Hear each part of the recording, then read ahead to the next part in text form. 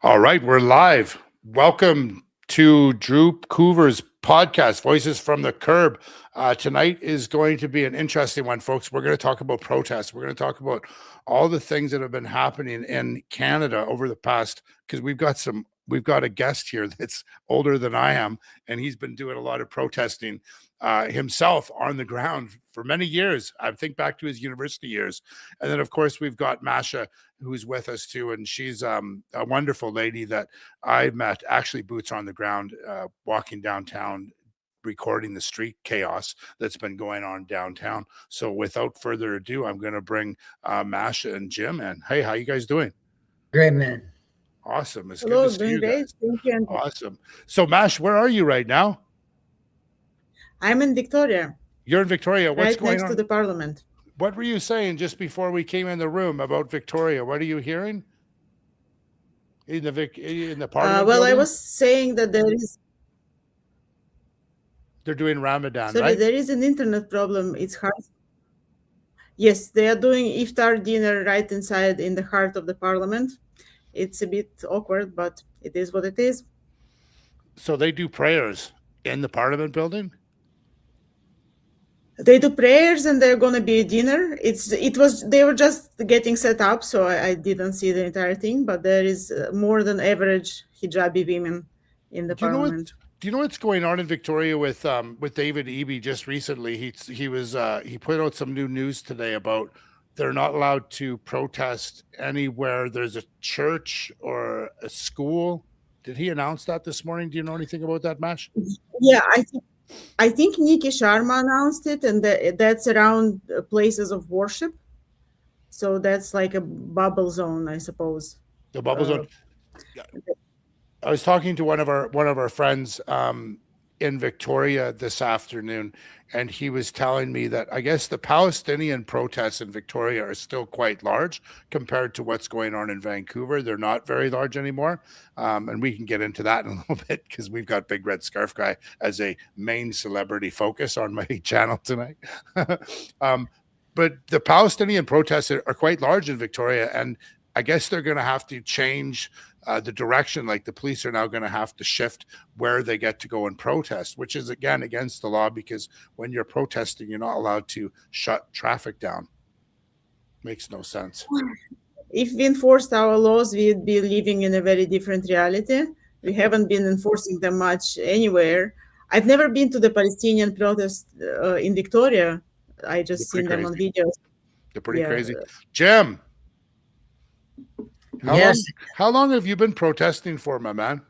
Well, since I'm almost 100 years old, Andrew, for a long time. But even when I was in university, I was upset about American involvement in Latin America.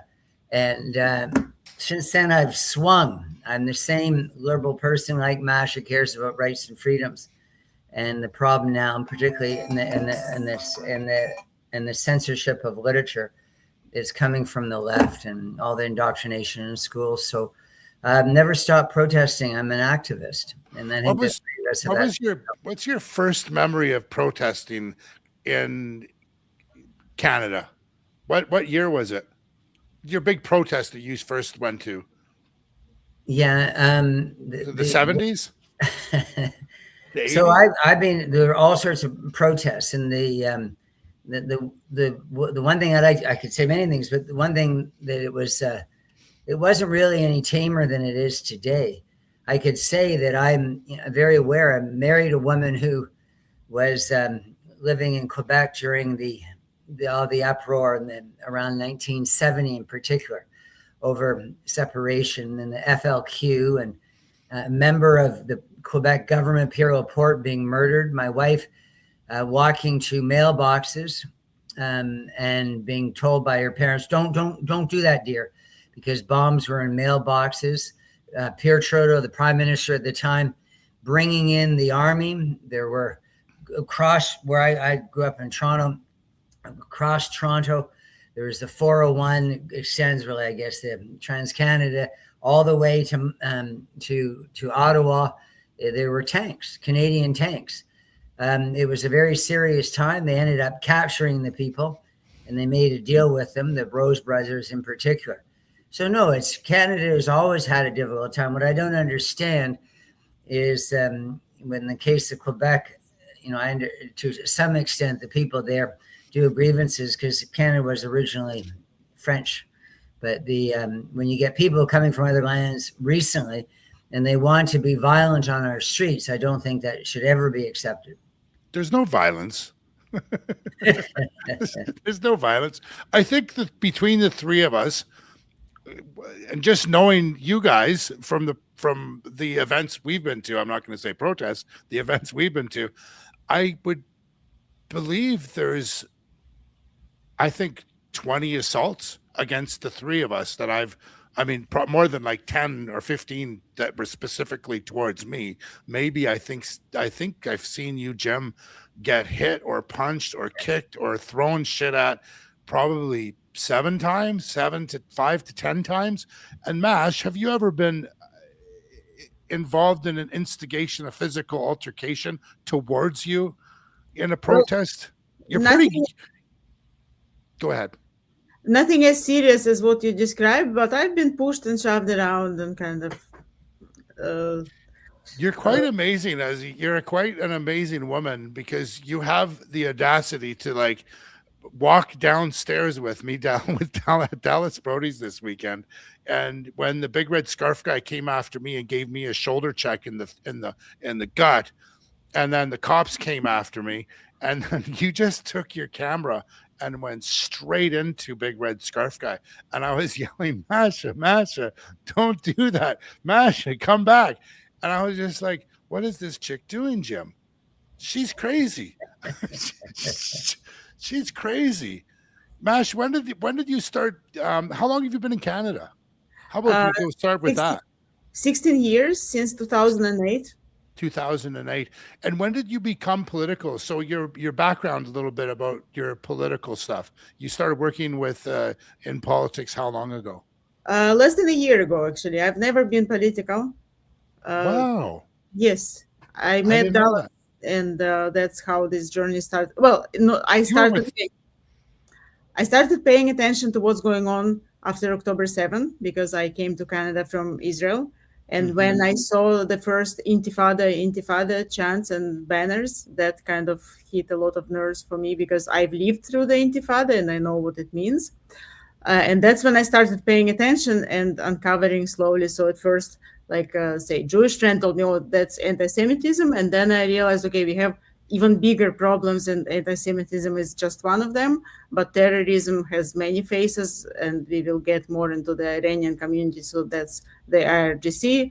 So that's anti-Western, anti-Canadian movements that meet.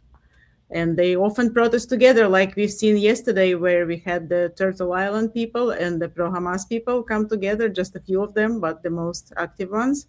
And since then, I've been going to document the protests, and then I got more involved with politics as well. So going back a little bit, what is Intifada? Intifada is, well, it's literally translated uprising. So that's why the police wouldn't agree that this is a call for violence.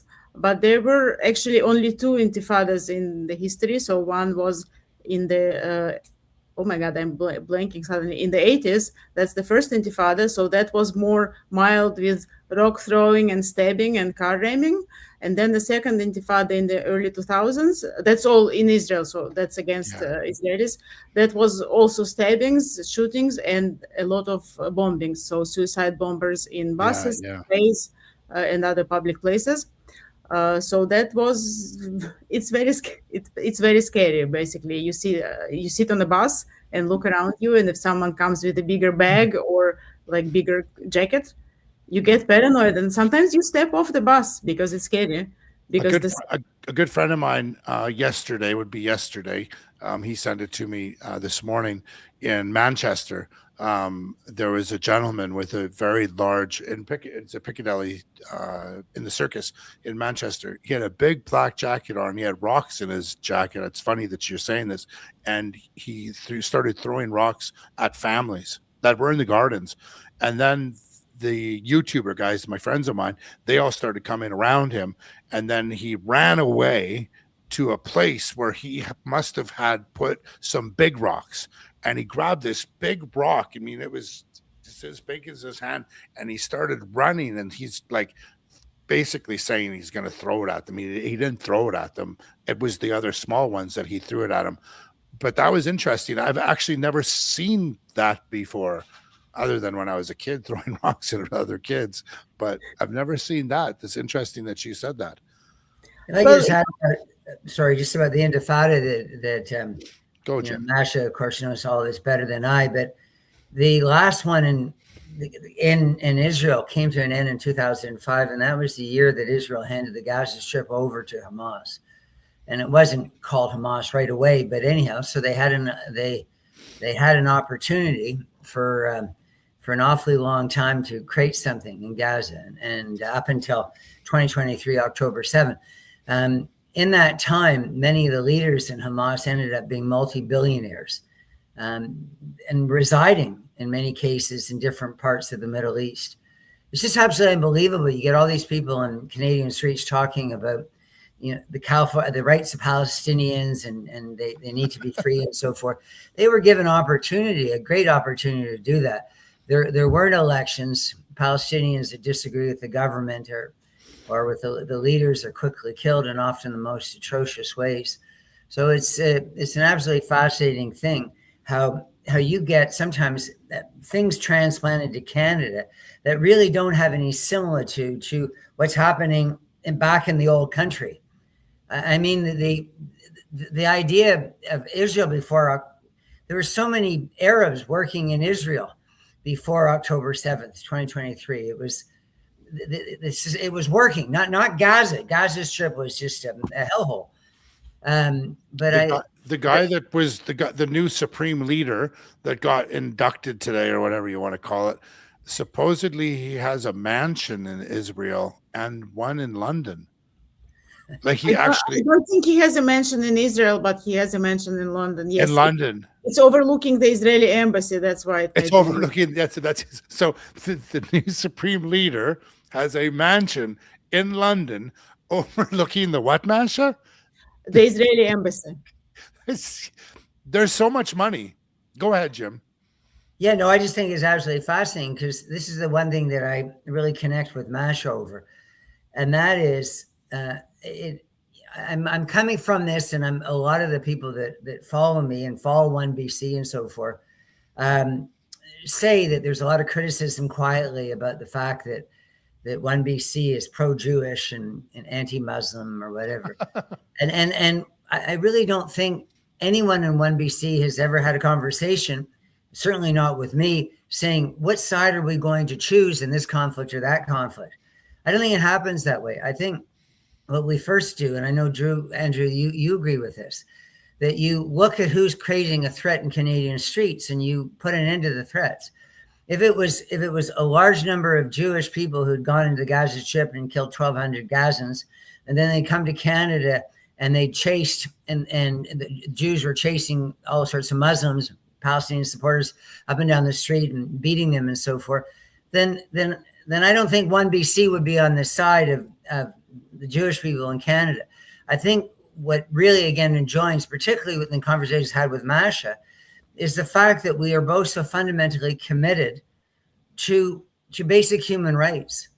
Yeah, I think all three of us and UBC, where I was with you, and other places, it's not Jewish people that are going out and threatening us. It's people wearing Palestinian garb, like the keffiyeh, and masking their face and talking about Palestine, free Palestine, and so forth. So this is what I don't understand. It's a bastardization of a problem in another part of the world. It's not like that at all in the other part of the world. If the Palestinian people don't ever protest back in Palestine or back in Gaza Strip or in the West Bank, because they'd be killed by their own people. And bringing it back to the Canadian soil, we can look who burned the Canadian flag at the Vancouver Art Gallery. It kind of, I think, puts this question, gives this an answer: who is the real enemy here? So they chanted in the same sentence, "Death to Canada, death to Israel." So that's where we can focus on Canada if we don't care about the other side of the world and just focus on Canada. Let's go back there. What's that lady's name, Masha? So it wasn't her. You are asking about Charlotte Cates. She's the Yeah, director of it Samidun. wasn't her that burnt the flag. It wasn't her that burned the flag, but it was her organization that did it. It was their rally. On October 7th, they were celebrating the first anniversary of the Hamas attack. And for whatever reason, they decided to burn the Canadian flag, and they chanted death to Canada. And later on, they were designated as a terrorist organization. It should have happened sooner, but it happened a few weeks afterwards in Canada. It doesn't make any sense to me that night that happened a couple of hours after I found out, and I wish I would have known, but like there was something going on there because I would have went down there and knocked some sense into a couple of mental retarded people that are just absolutely bonkers. These Canadian kids on the streets, I have no idea who they are. They're wearing masks all the time. Here we go. I think I can. Can you hear the volume? Yes. This is UBC on Friday night. I Watch can see this. This is the guy right there. We can't see. I can't see. You can't see it now. You can hear it.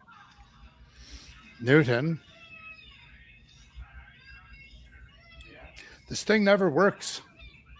Just while you're working with Newton, and if I could just add another thing, that one thing that really delights me about 1BC, where our guest, Masha Kleiner, works, and she's in a leadership position, is that the party has taken a stand. Sorry, there you go. Okay, so here we go. Where did it go here? There we go. I pulled this guy's mask off. I love pulling their masks off. This is the guy right here, Mash. So this is my nemesis. His name is Big Red Scarf Guy. And that's it. I just call him Big Red Scarf Guy. The first time I met him, he was the leader of the pack for the Palestinian protests downtown at the Art Gallery. I basically documented that stuff for about, I'm going to say 3 months. I was down there every Saturday. You know, I'd have my camera. And I would just walk around, and I'm a Canadian. Like, I'm a Canadian first. I'm a British Columbian first. Like, this is where my heart lays. This is, you know, people want to come to Canada and they want to be part of Canadian and Canadian values. I love you. Please come and enjoy us and be part of us.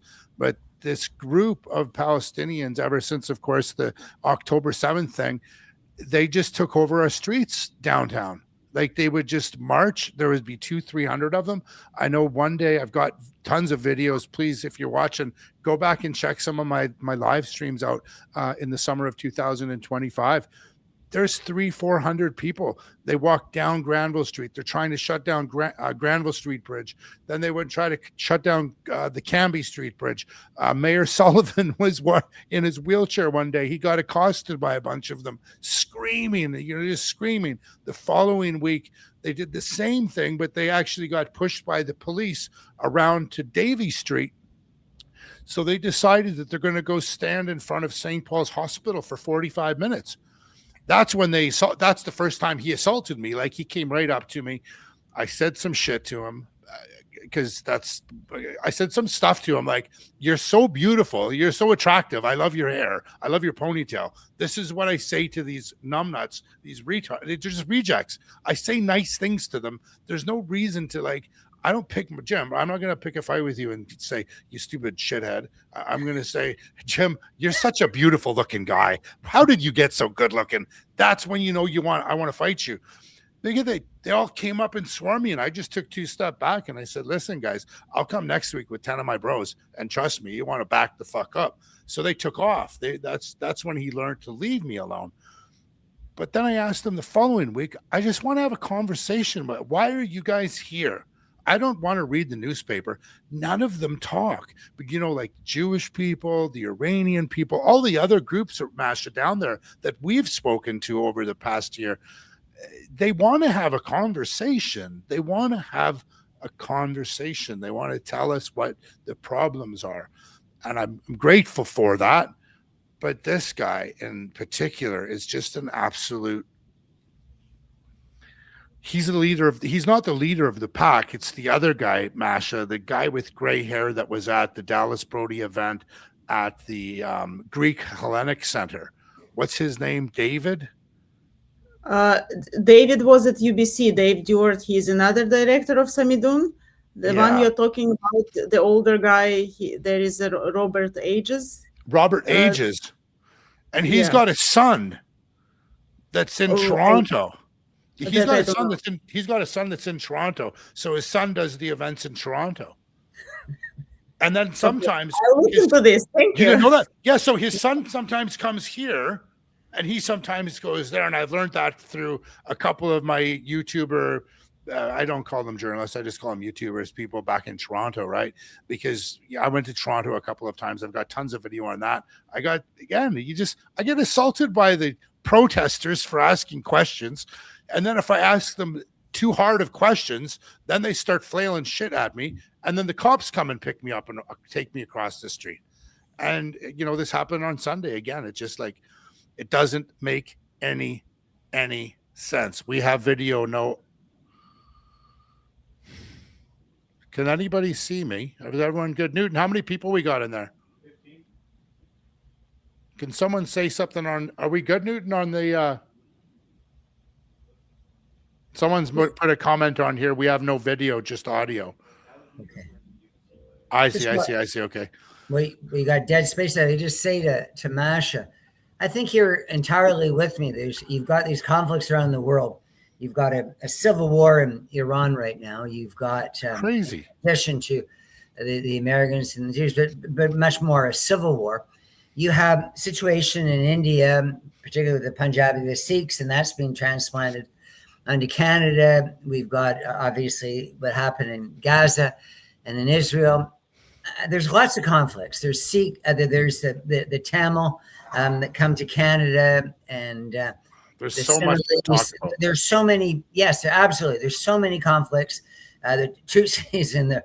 I mean, we could go around the world, but then, but the important thing is what Andrew said earlier about you come to Canada. It's Canada, and we have values, and one of the values is you shouldn't ever feel unsafe being on the street, and you have a right to express yourself. And when I knew things were different, and this is sort of relates to what Andrew was asking me earlier. So as I said, I grew up in Toronto, and I grew up in a Jewish neighborhood called Forest Hills. And so there were not in great preponderance, but there were always Jewish people in my friend group and in my classes and so forth. And I didn't really think anything of it. So it's pretty frightening to hear from them today that they're, and maybe not so much today than a little while ago, but for the first time in history, or in their lives, that they were afraid to have any markers of the fact that they were Jewish because they really felt that they were threatened. That is not the Canada. This is not about being pro-Jewish or anti-Muslim or Palestinian. This is about being, as Andrew is saying so beautifully, this is about being pro-Canadian and pro-life and pro-democracy and pro the right to be who you want to be. That's what 1BC is all about. When we sit together at 1BC, there's nobody saying, I'm right, you're wrong, and I'm going to jail you or I'm going to chase you down the street because I don't agree with you. It's just, that's not Canada. You sit, you argue, and hopefully you get people to think better. Jim, you're giving me a hard time, bro. I think you're roasting me. He's at the 1BC thing. Okay, I'll talk about 1BC. So I'll talk about 1BC. Mash, I'll talk about 1BC. My political aspirations is kind of like this. I wanted to become a conservative member. I started paying into their thing. I'm like, okay, I need to get involved because Canada's dying. We're dying, and I can't vote anywhere else. So I need to go join these people. So I went to the AGM last year, and it was an absolute. It was horrible. I don't want to talk about negative things, but my experience was so bad that after 3 months of me coming home, I removed my monthly payment from the BC Cons and walked. And I just said, look, I'm just going to go get my camera and I'm just going to start talking to people. And then, of course, what happens with 1BC, they get kicked, a couple of people get kicked out, a couple of people move, these people come together, and 1BC formed.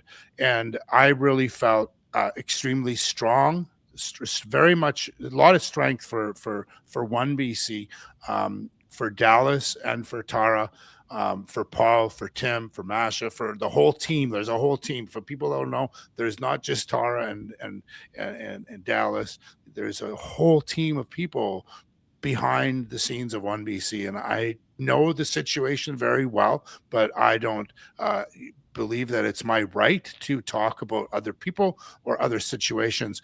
But I do want to say that I know Dallas very well. And I'm a very close friend of Dallas's, and I believe that she is 100% pure blood British Columbian, and she is exactly saying what Jim has just said. And I'll repeat it because I don't like to talk about politicians. I don't like to stand up for politicians. I usually just say, I like this person, I like that person. But I will say this about Dallas.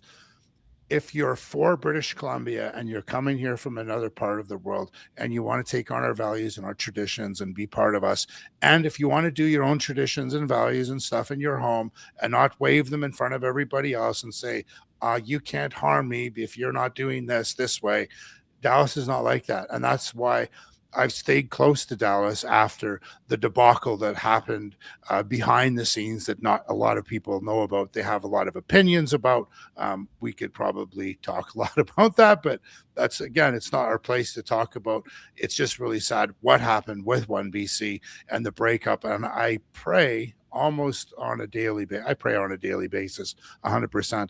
But I definitely, at least 5 times a week, I put up prayers that 1BC will grow, and that, maybe some cons will come over to join 1BC. So when the next election comes, we can form a bigger party and have a bigger stake in the game, because I can't trust, I don't like party politics. I like the independence. I like Jordan Keeley a lot. I think he's an amazing guy, but it's just the way that the game works, right, Jim, Masha? This is how politics works. So we've got to join it, and that's that. But it's just sad to see all the state of everything, like this person is saying, the state of our global unrest. It's all a mess. And Canada has been the dumping, I'm not going to say the dumping ground. Canada has been, I've got UN caps and UN awards and army medals from my grandfathers, my uncles, I got a box of stuff. And my uncle was a huge UN. He was a huge UN soldier and a diplomat, and he was a big time UN guy. So I grew up with the UN as a good thing. So, but I don't know anymore. I don't know much of anything anymore, you guys. Is the world gone to this much dystopian that we have these many groups in our country that's causing this unrest for Canada? Is that what's going on? Can you guys help me understand this? Well, I'd love to I'm hear younger than Masha, you guys. Masha, why is it now? Tell us about some of the events recently that you have been run out of, like at the MLA office, and even what happened at this Wade? What happened at Wade Grant? You brought up so many topics. I don't even know where to start. I want to go back a little bit to like what happened to Canada, in my opinion. Like one of the things that happened, and I wasn't born in Canada, but I lived here, and I raised my kids to be Canadian. They are Canadian first and only, like they live there. My son was born here. My daughter came here when she was young. You won't find anyone more Canadian than her. So like I really connect with this country and this province. That's where we live. That's where I chose to live. I think that someone said before that democracy is like hygiene. You can't just achieve it once and settle down and like be calm and go on. And Canadians just weren't paying attention. And I am guilty as charged, like myself, because I thought, oh, everything is great here. I don't need to pay attention.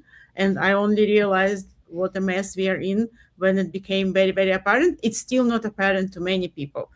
And everyone loves to say, and I agree, most of the politicians are horrible people, and they are just there for the fancy status and maybe for the good pay or for the nice, like for the prestige. many of them, but not all, and Dallas is a rare exception. That's why people don't want to get into politics, but someone has to do it. And when good people don't do it, that's when we get into the mess. So that's a tricky balancing act. So with Wade Grant, I'm kind of jumping, but while I remember what we were talking about. So I don't know if everyone is familiar, but last week it was, or about 10 days ago, where we learned from Juno News first, and then Drea posted about it from Rebel News, that there's been an agreement made between the federal government and the Musqueam Indian Band that, apart from fisheries and some other things, gives them Aboriginal rights and title over the big part of Lower Mainland, so entire Vancouver and Richmond and part of North Van and New Westminster. I forget, part of Surrey or Delta somewhere. Anyway, a huge portion. It's a huge swath. It's Vancouver, as anybody knows it that's lived in Vancouver for 36 years like me. Vancouver, as I know it, is not Vancouver anymore. Yeah, so this was done in secret. This agreement, the text of the agreement got leaked, and then they tried to take it down, but they got a hold of it already. It's horrible.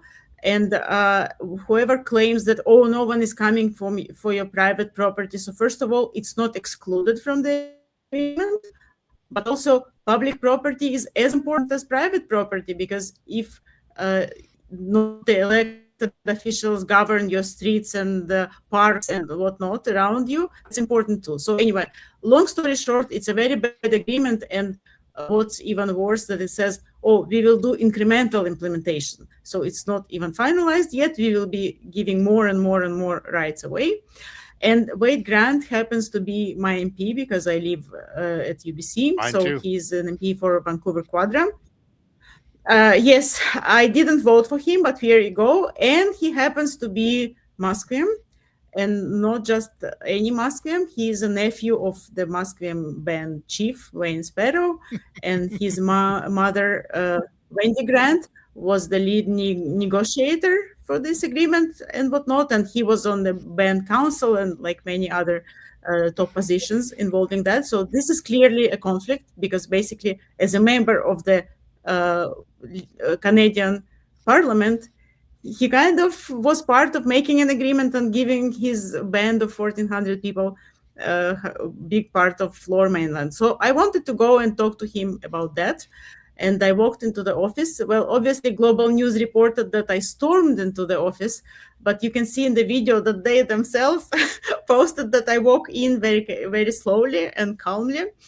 And even clean my feet on the mat at the entrance because it was raining. And I started asking questions.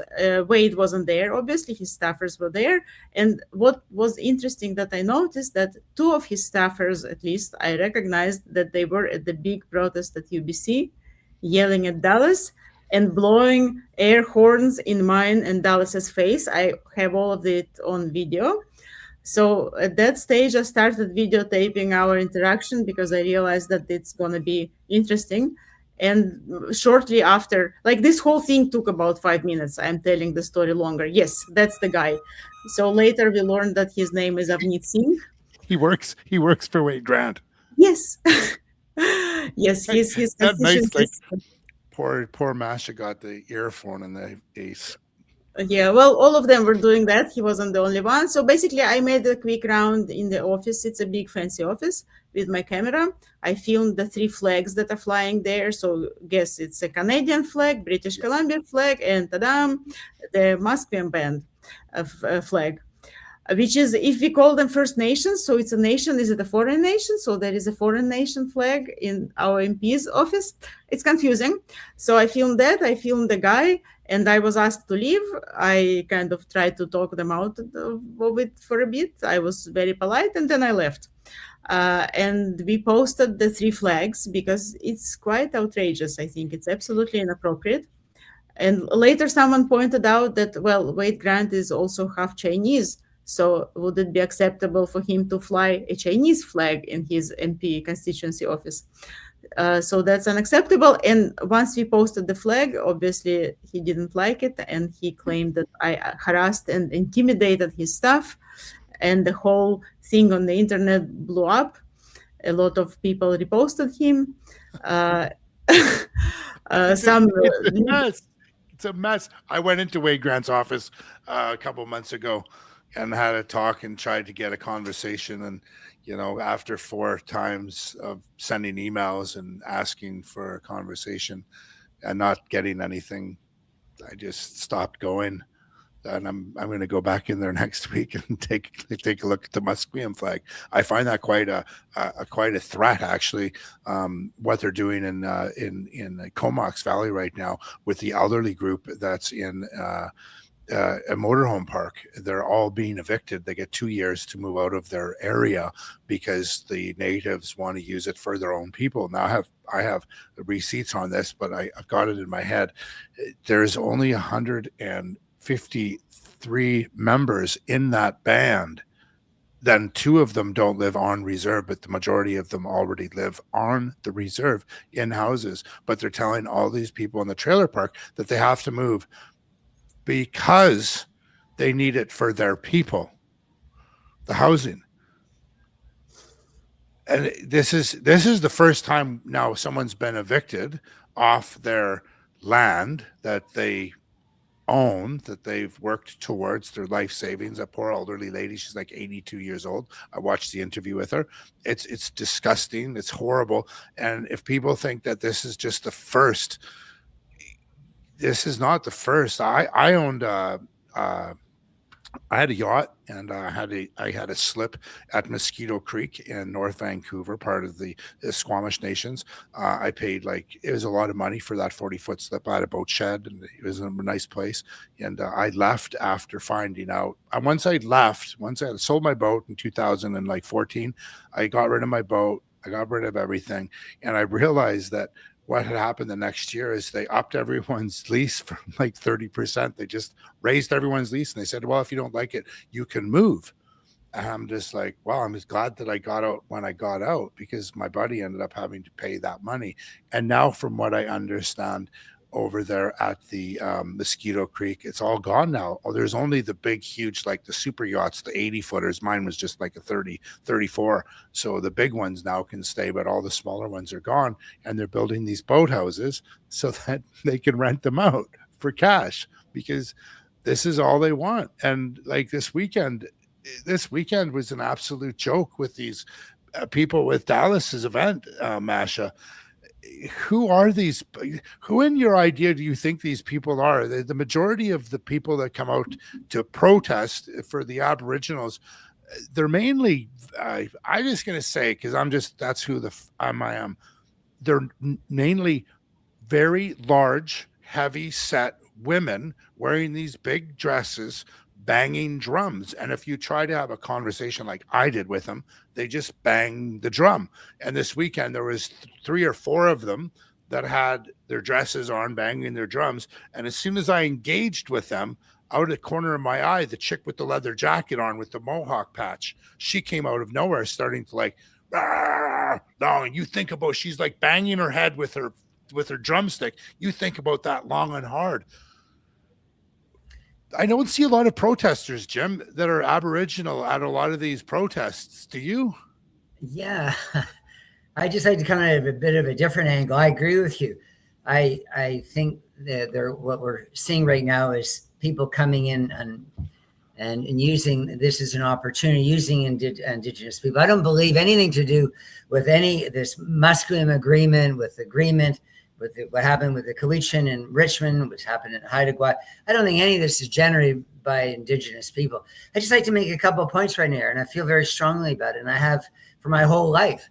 And I think a lot of Canadians do. First of all, a guy like Wade Grant is not Indigenous.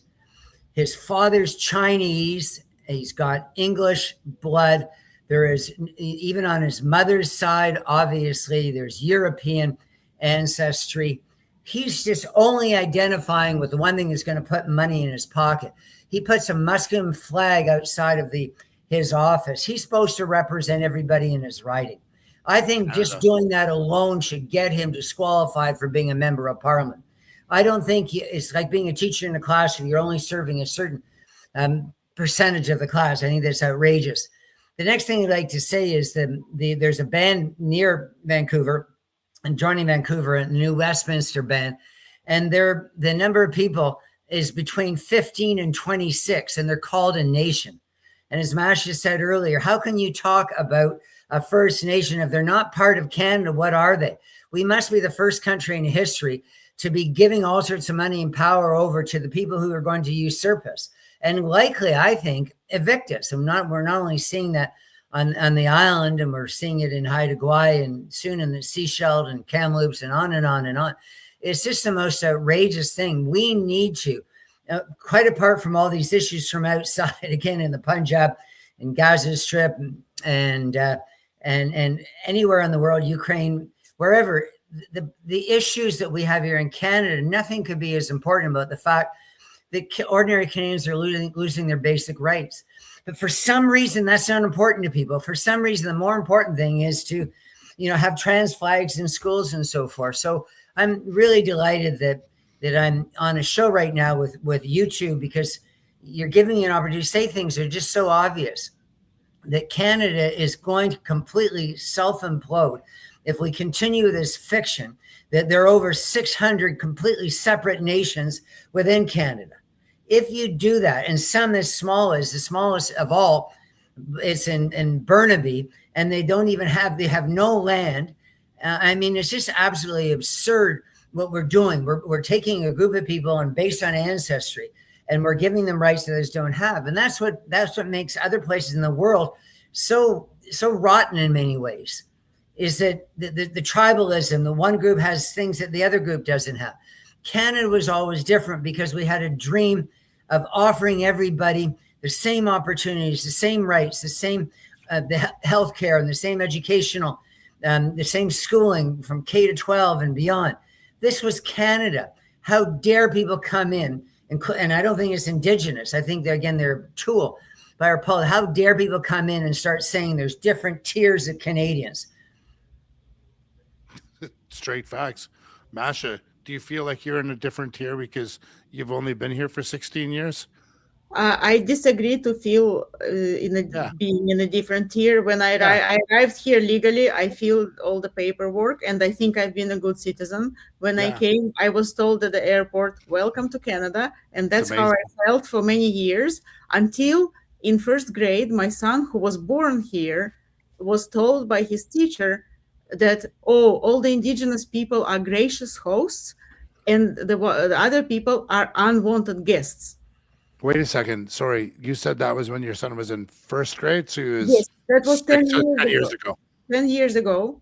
I was absolutely shocked. Luckily, he's a very smart guy. I asked him, what do you think about that? And he said, I didn't like it because I felt guilty, but I didn't do anything wrong. So I think he's luckily strong, and he looks at it with a healthy attitude. But it's getting worse and he complains to me about it. Suddenly they have an Indigenous anthem that the school plays before the Canadian anthem. And they don't just have English, they have English First Nations. What is English First Nations? What's happening in our schools, and these new schools that are named luckily it's not his school, but that named in this weird alphabet. Go past Point Grey High School. Point Grey High School. What is it called? Riverway. But it's not. It doesn't say Riverway, Jim. I love you. It says we. It's like there's a couple of letters that don't make any sense. But if you look at it, it says Riverway. But there's a couple letters that are not in the right spot. It's absolutely insane. Upside down E with the little slish beside it makes no sense. Can I say to my dear friend Masha, that's happening in schools, and it's obscene. And it's not just with the Indigenous stuff. Muslim stuff, for example, there are kids in some schools being told, don't take out your food, don't eat at school. It's Ramadan. Other kids are being forced to starve and dehydrate. The obvious thing to do is to have the other kids not be starved and dehydrated for a month and not punish everybody else. Yeah. And anyhow, so it's everywhere. But it's very quick anecdote, if I may. So I have a pregnant daughter. She recently had a baby. And but the calls that she was making to the hospital, both before and after the arrival of the child, I was with her, and she phones, and the very first thing, she's had little issues. And the very first thing that she's asked, she said, "Oh, by the way, are you Indigenous?" So in the hospitals right away, what they're doing is they're saying, if you say you're Indigenous, it's like the criminal justice system, you get less of a penalty. Please tell us you're Indigenous and we're going to treat you so much different. And but my gosh, you're dealing with a woman with a little baby. That, like, this is a critical time in the lives of my daughter. You know why they're asking, Jim, you know why they're asking that, right? Do you know why they asked her that? I know why they're doing that in the hospitals. They've been doing that for about 14 years. They started that because they don't want to offend an Indigenous person, because someone's afraid in the hospital of saying something wrong and therefore getting sued. The hospital doesn't want to get sued by the Human Rights Tribunal. That's why they're putting all this stuff in the hospitals. But it's absolutely wrong. What you're doing is this 100%. is not Canada. The idea that you're judging people at the most critical times in their lives on the basis of ancestry. It's just an absolute obscenity for me. And I'm committed. You know, you talk about, we had Francis on and Masha, Andrew, there's a lot of hardcore people. I'm telling you, I'm committed to the end. There is not, the Canada that I knew is going to come back. There is no way that people that Masha's child in grade 1 should ever be told that somebody else owns the land. Like, how do they get away with this? And the worst of all was, just quickly mentioned, of course, is the transgender stuff, where there are kids that are being told. And I just recently realized, I'm an educated guy, I'm older, and just recently realized that among all the terrible things that you get from getting, one of the things they're doing, all these cross sex hormone drugs, like the puberty blockers. What you're doing is you're taking away people's bone density. You're making them shorter. You're making them heavier. You're making them sterile. You're preventing them from ever having an orgasm. I mean, this is happening in the school system, and we're talking about it. And damn it, what we need to do as a society is we need to get on the street, and we need to get to places like the gender clinic at the BC Children's Hospital. We need to support parties like One BC and politicians like Dallas. And we need to say, this has got to end, and it's got to end now.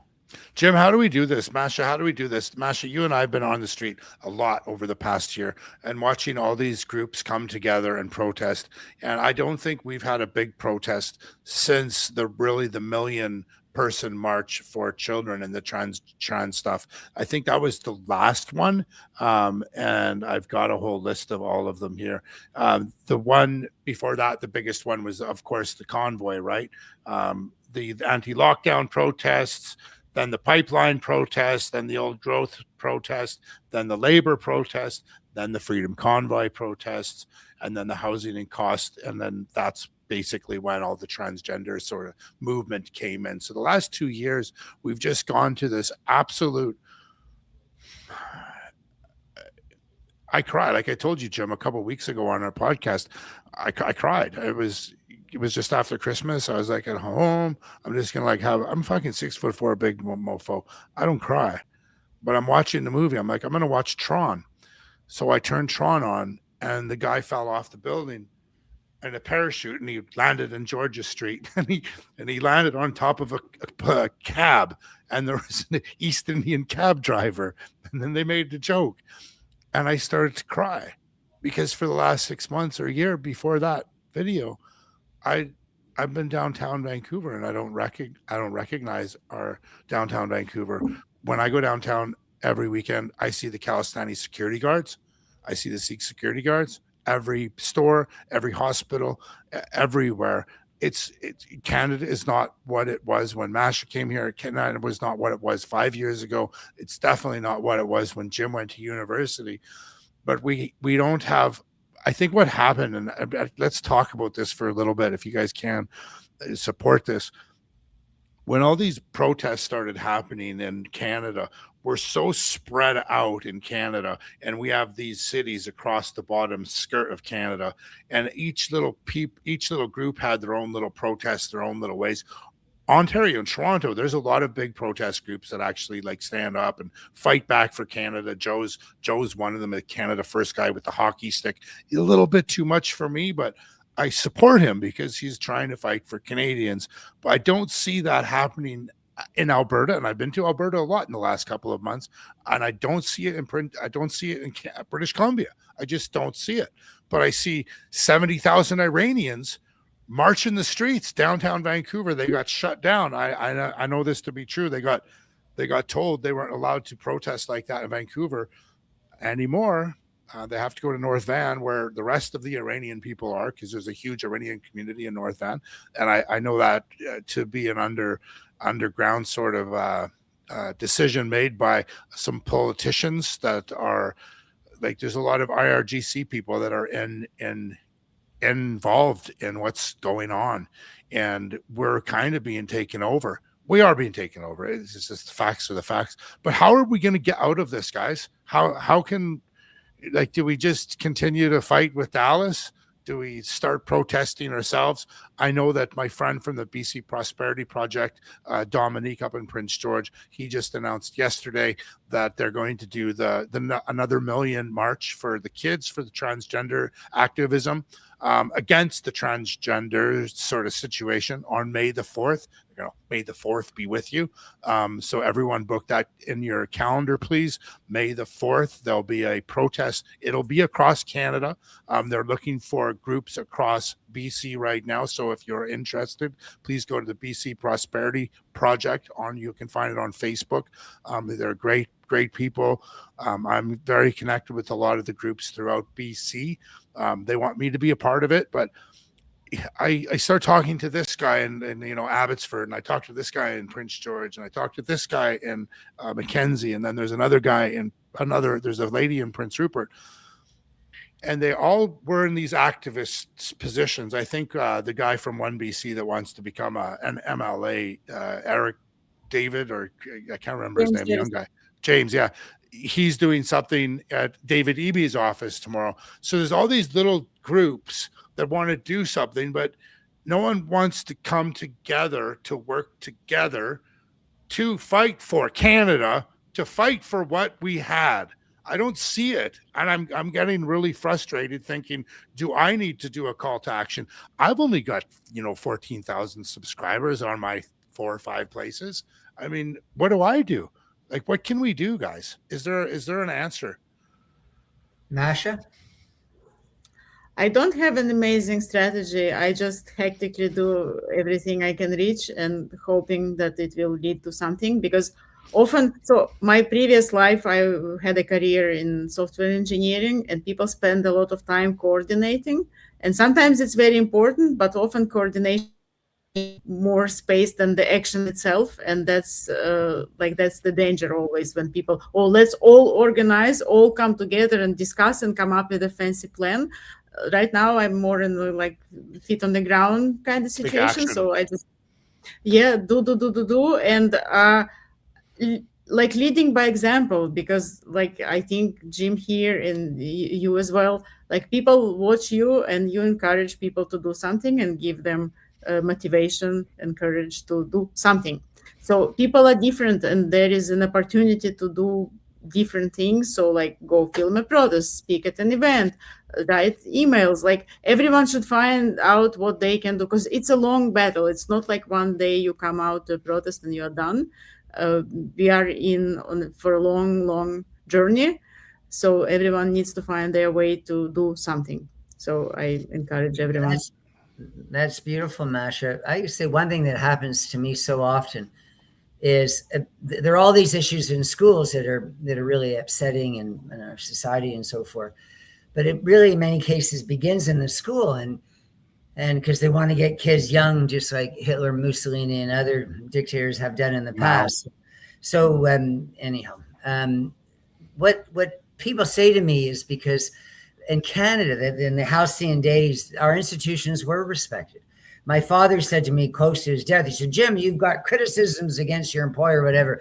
Why don't you write to them? Why don't you write to your member of parliament? Why don't you?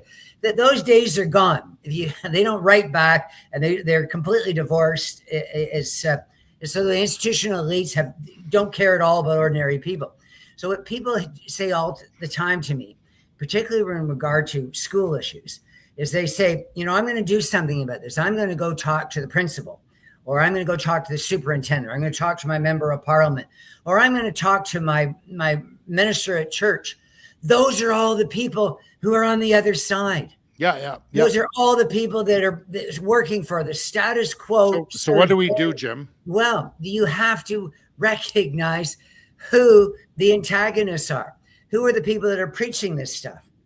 And so in the school system, with regard to whether it's just all these different issues, the censorship of literature, all the falsehoods about history, all the lowering of academic standards, the kids getting away with all sorts of things, this ugly entitlement, land acknowledged very quickly, the indigenization to an absurd extent, the sex stuff, the race stuff. What you need to do is you need to go in yourself and you need to say to the principal or to the superintendent or all these other institutional leaders that I was telling you, you need to say, this is happening in the school. This girl is being encouraged to wear chest binders. This boy is being encouraged not to go through puberty. But this is happening. Listening, Jim. That's what I mean. This is happening. I'm not leaving your office until I know that's going to happen. You have to put people's feet to the fire. You have to mean it. It's like parenting or grandparenting. You can't say if you don't make your bed or if you don't do your homework, you're not watching TV at 8 and not mean it. You have to be. There's a line. You have to say to people that we're not putting up with this.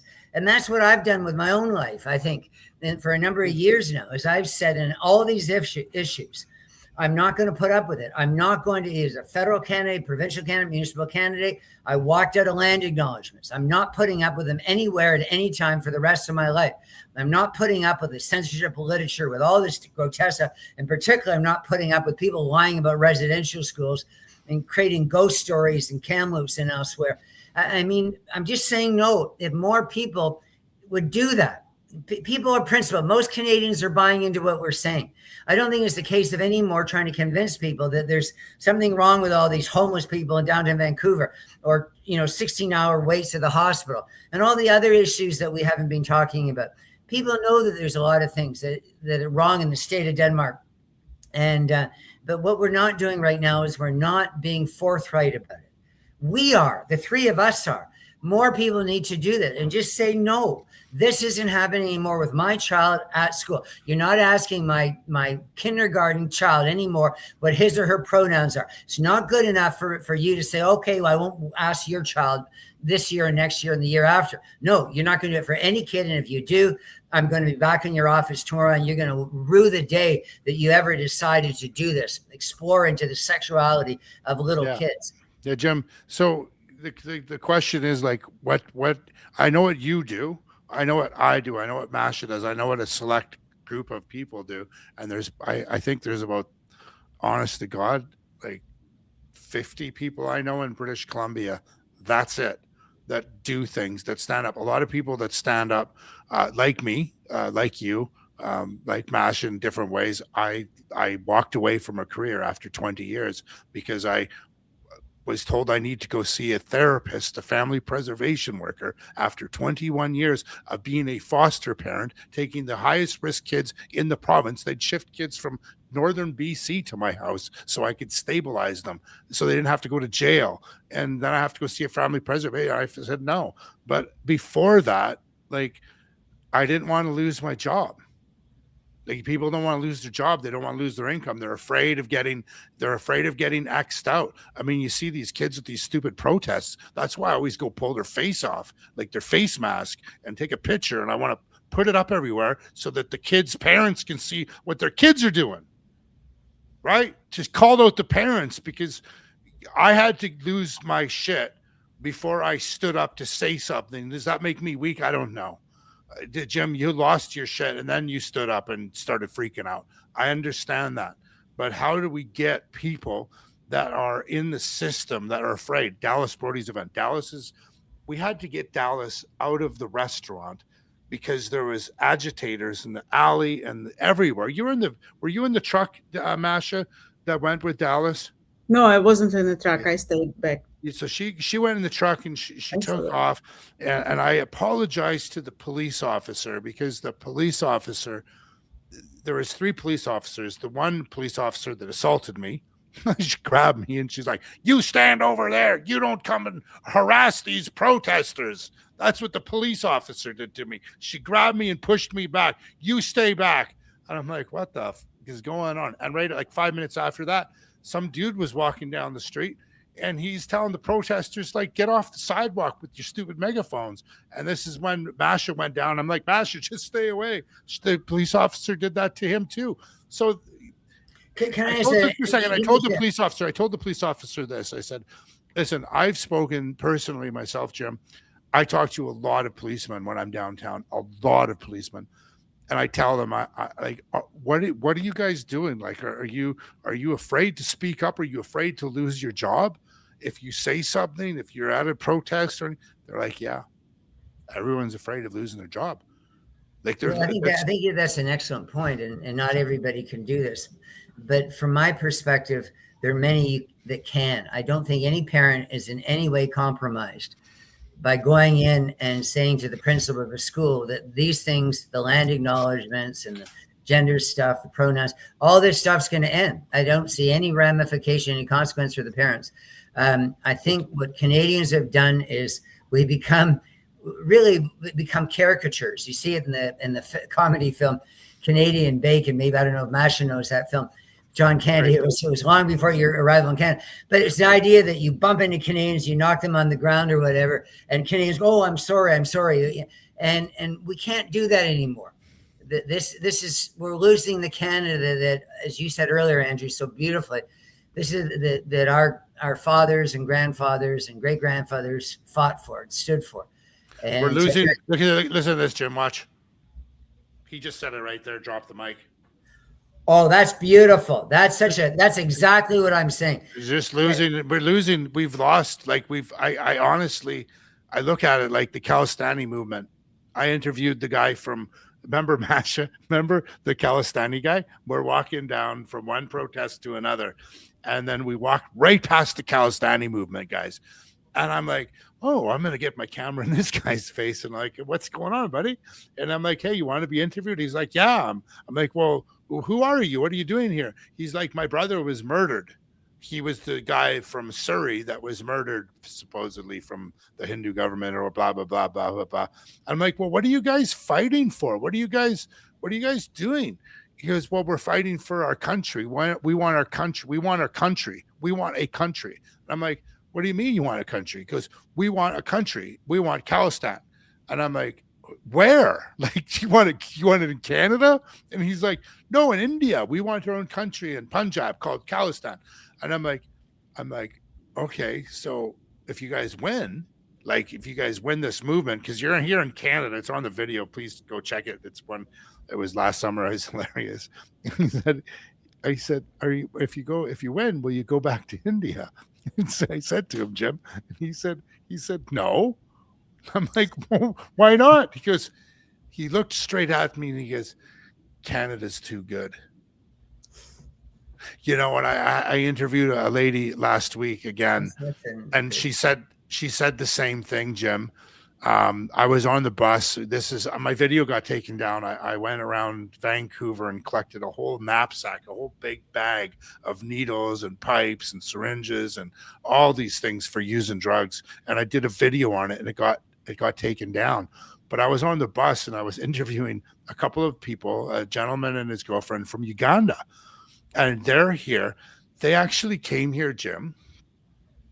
They came here on a plane, and she came here. He's here to work. She's here to do a school program, a diploma mill program. And I'm like, "Oh, so how do you?" They were very nice. We had a long conversation. I'm like, "So are you going to stay?" And she's like, "No, I'm going home." I'm like, "Well, what did you come to Canada for?" "Oh, well, they paid me to come to Canada to go to school." I'm like, well, who paid? It's all in the video. Check it out. Oh, well, Canada paid for her to come to Canada to do a school program. She got all this money to come here to go to school. And now she's taking her experience back home of what it was like in Canada. And I'm like, it's absolutely beautiful. There's so many new Canadians that come here and they realize that this is a special place, and they want to leave. They become more patriotic. I get asked Masha this question. Masha, what is it more than anything else that drives you? Because you're a dynamo. You're just always working hard and making a hell of a difference, in my view. You post, you're out, you're out at protests, you communicate with lots of people, you work a full-time job, you're a full-time mom. What is it that drives you most of all? Well, I have kids, so I don't want them to leave this mess for them. And I feel I'm running behind because I kind of started very late. Now that I researched a little bit and looked back, like all the problems that we are seeing now, they started way earlier and I wasn't paying attention. So I'm catching up. And also, I feel like we are running out of time in a way because I watched it happen like from afar. I left Russia in 1990, but I watched what was happening. So the worse thing get, the more people start paying attention, but then the more totalitarian the regime becomes, and you're kind of rushing and competing with the regime, and the faster people wake up and make change, you stand a better chance to actually win. But it's we are working against time here. We don't have a lot of time left because we are already seeing all the proposed laws to limit speech, to fine people for even thought crimes. So this is how it starts. These trends are very familiar, and this is genuinely scary. I didn't think my childhood was in the Soviet Union, so I knew how it is when you can't speak your mind outside your family home. And I see that kids have to lie at school now. They can't really say what they're thinking because you can only say the specific narrative that is accepted. And that's just not the life I want for myself or for my kids. So that's my motivation. That was actually absolutely amazing. A friend of mine, a gangster buddy of mine, a couple of years ago, I asked him a similar question, and he basically said he was going through a really tough time in life. And I said, like, what drives you, bro? And he said the exact same thing, just in a different way, Mash. He said, I have children, and my children can't see me be weak. My children have to see me strong, and this is why I'm fighting the fight that I'm fighting. And it's really amazing. And then you get the guy like this.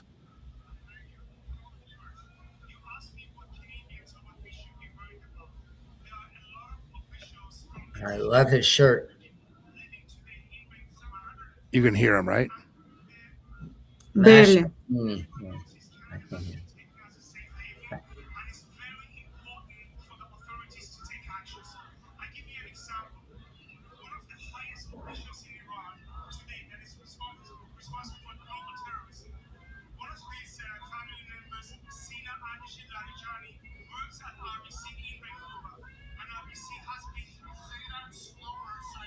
Listen to this. I'm sorry, I can't turn it up.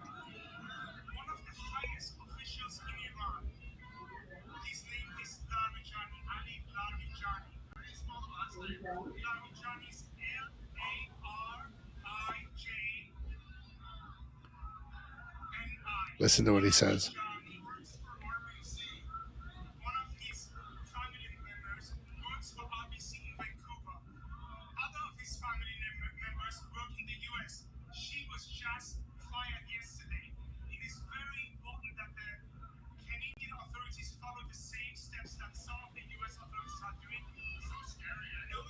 So so this guy's basically just said that they gave the name working at the RBC, one of the head RBC people here in Vancouver, and his family member works in the banks institutions down in the US, and that person was actually fired in the US because the US ain't going to put up with it. But in Canada, we just seem to like let it all in. And the big thing, and I think we should land the plane here pretty quick. I've been having a lot of conversations. I had a couple of really good conversations with, is his name Jamil Giovanni, the MP that was here on Friday night, and Aaron Gunn and Harman Bangu, and of course our beautiful Dallas Brody over the weekend. And I'm trying to assimilate all the information that I have in my head and figure out what it is that we can do as Canadians, what we can do as British Columbians to I don't use like word fight back, but I like to use the words stand up and be a British Columbian, be what a Canadian's supposed to be, and stand up for the weak people, stand up for the poor people, and stand united amongst one another, for the people that are getting like harassed and pissed on everywhere. But they basically, it comes down to three things for me. And, you know, tell me if I'm wrong.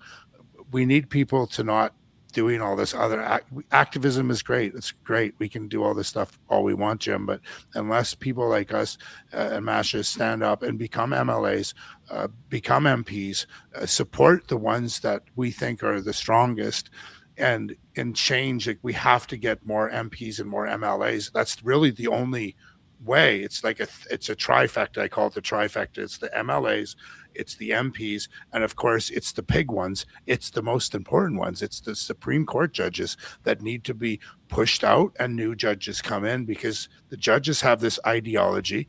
They're doing all this stuff. They can do it. They don't need our supports from the MPs. They've got their own world. And then after that, of course, I guess the fourth factor is, you know, then we can start putting in our own senators, because the senators are like, we've got a Senate that, you know, does audio books every day. They sit in an office. They get paid $200,000 a year. I don't know how many senators there are in Canada, but they're not helping the situation. So we can have as many protests as we want. We can do all this stuff all we want, but until we get those officials into the spaces we need to have them in to change the bills, to eradicate the bills that have been written, that David Eby's written, that Trudeau's written, that Carney's now impacting, until we get rid of these things, nothing's going to change. Does that make sense? Yeah, you know, I don't know of many. The people up the top really are easy to change. The judges, for example, are appointed by you know, the prime minister and others. It's a very difficult thing to do. It's hard to get elected. It's hard. And when people get into office, there's just so many enticements for them to stay there and to fit in and just become as corrupt and ill-gotten as misguided as the people before them. This is the sad thing about power. Power is an aphrodisiac. It's, you know, power corrupts. Absolute power corrupts, has a tendency to corrupt absolutely. But I just want to say this. I believe, you know, you're absolutely right, Andrew, and everything you said. But I just want to say to you and to Masha that I can't see Masha right now. She might be back. She's just she's in a hotel, and she gets, you know, as you saw, sometimes her face was like shaking, but her voice was still good. Let's just go on, Jim. Yeah, I just wanted to say that maybe she can hear me if she can't. She can probably hear you. And that's good. I just think it's absolutely lovely that Masha's with us. I think he's amazing. Incredible. He's amazing. Yeah. And so what to me is absolutely essential is that we start to see that new Canadians also have a role. From my standpoint, Masha's a new Canadian. She might not want to like that term, but she's a new Canadian. I can, in the sense that she's much newer than I. My gosh, what Masha's done in the little time that I've known her is really quite remarkable. Margaret Mead, the anthropologist, said, you know, people say a small group of committed citizens can't change the world, and yet that's all that ever has. I think Masha, you know, you're on with us and Andrew tonight because we just think that you're a really golden person, and don't stop. And I think what we hope to do, all three of us, is by setting an example for others to just, you know, live the kind of values that you think are important, and don't let those who are against basic Canadian values to get away with this. Masha, how many posts do you put up on X? You're like a stormtrooper. You're like amazing how much stuff you do. And I did want to recognize that. I don't think I've ever told you that before, but I really admire, like, I really love you a lot. Like when we're downtown and like, just like the weekend when shit was going sideways, and I'm like, I've got some fairly good skill. I've got a very unique skill set. And there's places that I don't walk into, and you just grab your camera and you walk right in like it's nobody's business, and you walk out like it's nobody's business. And I implore you for that. And I don't want you to ever stop doing what you're doing because you're such a stormtrooper. What do you think? You're a bit of a queen for us, Masha. I mean, you set such a beautiful person example. And whenever I call you, early in the morning or late at night, you pick Always up answers. and you help me. And Always so there. I think you're very special, and I hope you continue. I think if you do, we're going to see a very different British Columbia soon. Oh my God, thank you. I am so touched, but right back at you. I think, Drew, you go to places I would never dare go. So, and like I said, everyone has their own special. And you are such an inspiration and example, and I learned so much from you, even though like we mostly interact on X, but still, that's a place of learning and motivation. And so, huge respect to you both, and thank you. God bless you, Masha. I think everyone will end for the night. I think this was a good. Unless anyone has any questions, I just see this one thing, and I think I'd like to actually land the plane here because I want to. The native tribes are probably going to be turning against one another over land and properties and their religious wars if they get a hold of all the Canadians.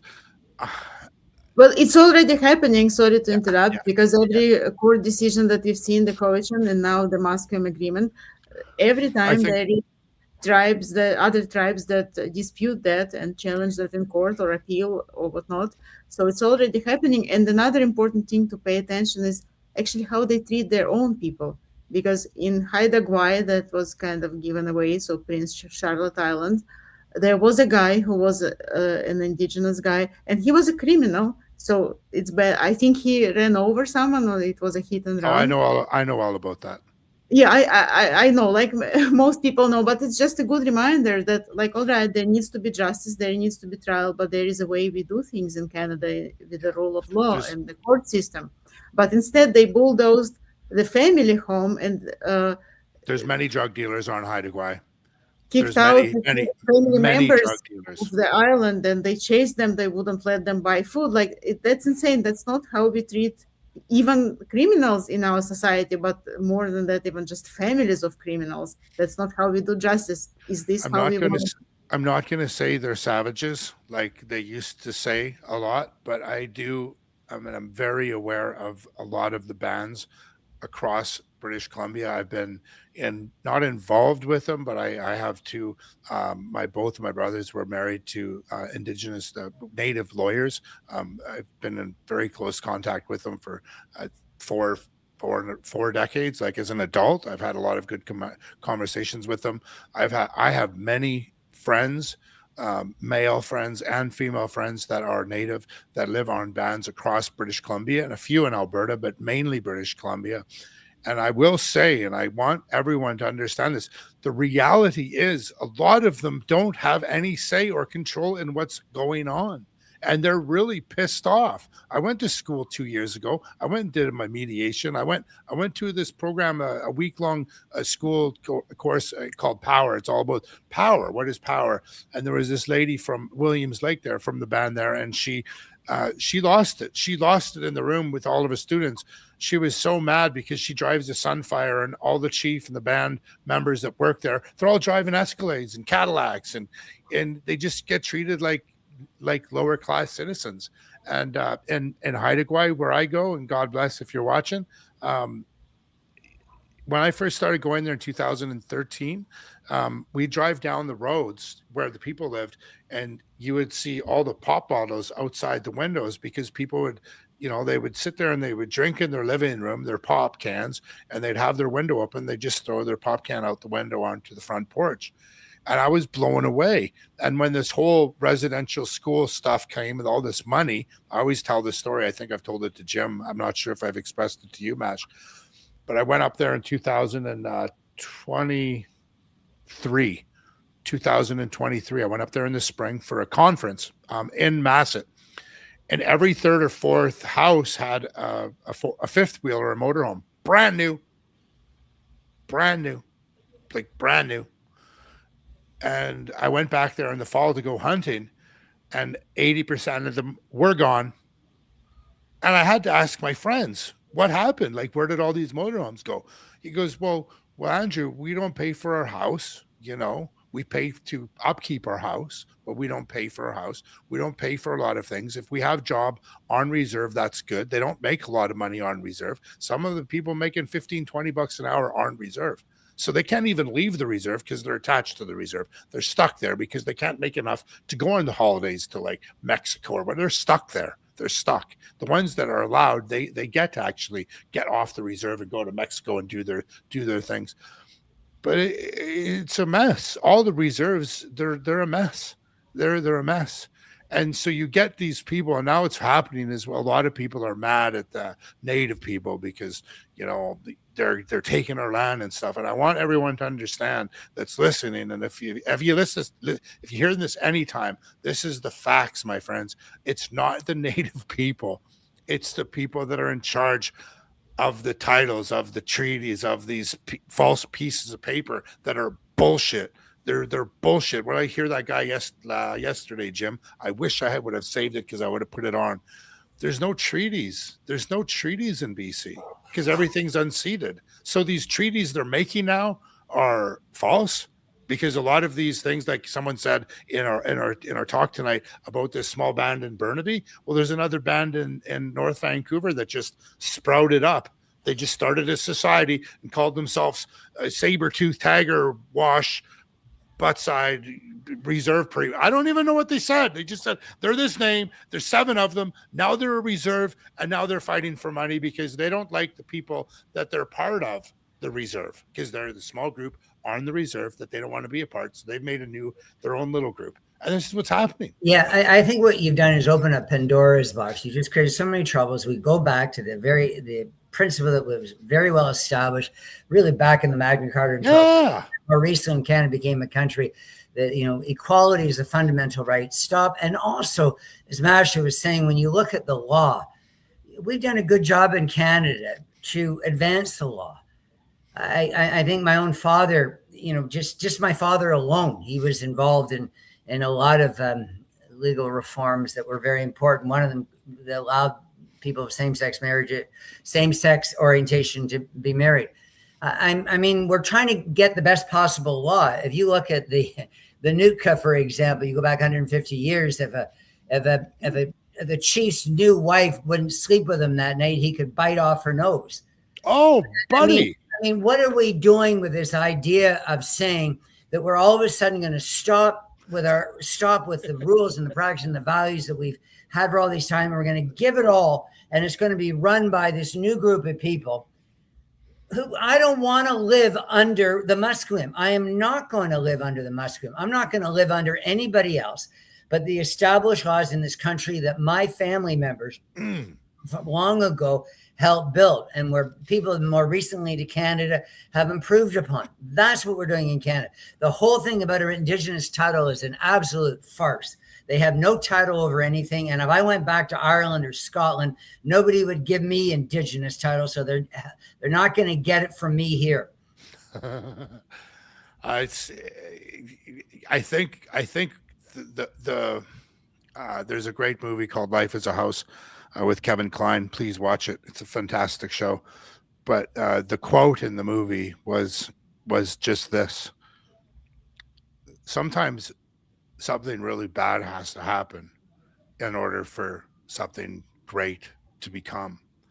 And I think my opinion is that as a result of all this shit that we've been seeing in Canada over the past 5 years, 10 years, I think that this land title stuff, I think this is the thing that's going to change the perspective of so many people across Canada.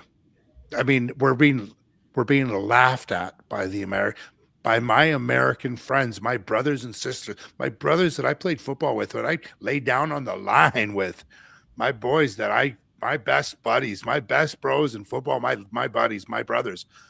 They call me and they're like, "What the fuck is happening to Vancouver? What's going on in Canada, man? You guys are the toughest SOBs ever. You always had the best of everything, the smartest of everything, and now you're being overrun." And I can only just say one thing. Our government has allowed these changes to happen, and as a result, we have no power as people. The same thing that's going on to the United Kingdom, and we're going back there in May to go there for another week to see what's going on. There's civil unrest there. There's now weapons, and that's what I'm scared for, Masha. When Masha and I are downtown walking those streets, I'm actually scared. I'm very nervous. I have eyes in the back of my head. I've told people now I won't go down to the big Iranian protests and those Palestinian protests unless I have security. And if I don't have the money for security, I'm not going, because I can't do it. So I think I'm going to do a call to action. I don't know when it's going to happen, but I think I might do it monthly. Just to start. I know that there was a kid that did something across Canada in the past, about a month ago, and Dre Humphrey was down there, and there's about 150 people down there. I think I have enough pull with the people that I know to post some stuff and say, you know what, every Sunday at noon, because Saturdays are when the Iranian and all their other yahoos go out, let's go on Sunday. Every Sunday at 11 o'clock, let's just go and have a little party at the art gallery. Let's throw the football. Let's sing some songs. Let's kumbaya, my Lord. Let's do some fun things. And let's invite Canadians that are new Canadians to Canada that want to be Canadian. Let's make it a party. Let's make it a block party every Sunday at 11 o'clock.